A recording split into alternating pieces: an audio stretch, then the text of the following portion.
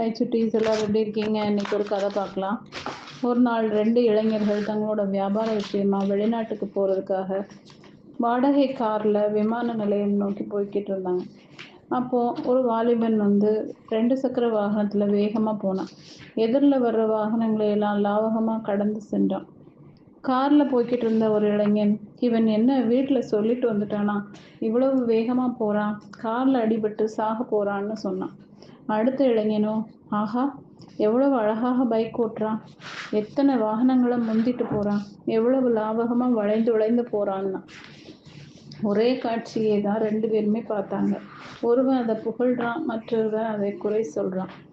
2 இளைஞர்கள் விமானம் பிடித்து புறப்பட்டாங்க. விமானம் சிறிது தொலைவு தான் பறந்திருக்கும். அதுக்குள்ள 2 தீவிரவாதிகள் விமானத்தை கடத்திக்கிட்டு போயிட்டு விமான கம்பெனி கிட்ட பிணை தொகையாக பல கோடி ரூபாய் கேட்டாங்க. இவ்வாறு 3 நாள் கழித்து தான் விட்டாங்க. திடீர்னு சுற்றி வளைத்த வீரர்கள் தீவிரவாதிகளை சுட்டு கொன்னுட்டு விமானத்தில் இருந்த பயணிகளை காப்பாத்திட்டாங்க. முதல் இளைஞன், நாம புறப்படும் போதே சகுனம் சரியில்லை, இப்படி ஏதாவது நடக்கும்னு நினைச்சேன், அப்படியே ஆயிடுச்சுன்னு சொன்னான். 2வது இளைஞனோ, எல்லாம் நன்மைக்கு தான், நல்ல ஒரு காரியத்துக்கு தான் கடவுள் நம்மை இந்த மாதிரி நடத்தியிருப்பார்னு சொன்னான். அடுத்தவன், இது பைத்திய காரியத்தனம் அப்படின்னு சொல்லி சிரிச்சான். விமானத்துல போன 2 பேருமே தங்களோட வேலைகளை முடிச்சிட்டு வீடுக்கு போனாங்க. ஆனா அவங்க தங்கியிருந்த அடுக்குமாடு குடியிருப்பு பூகம்பத்துல இடிந்து நொறுக்கி கிடந்தது. நிறைய பேர் இறந்துட்டாங்க. மீட்பு பணிகள் துரிதமாக நடைபெற்று கொண்டிருந்தது.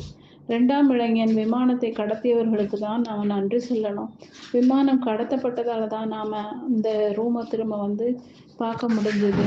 அதனால தான் நமக்கு வர்றதுக்கு தாமதம் ஆயிடுச்சு. ஒருவேளை நம்ம சரியான நேரத்துக்கு வந்திருந்தோம்னா இந்த இடிபாடுகளில் நாமும் செத்துருப்போம்னா. எல்லாம் கடவுளோட சித்தம்தான் அப்படிங்கிறத 2 பேருமே புரிஞ்சுக்கிட்டாங்க.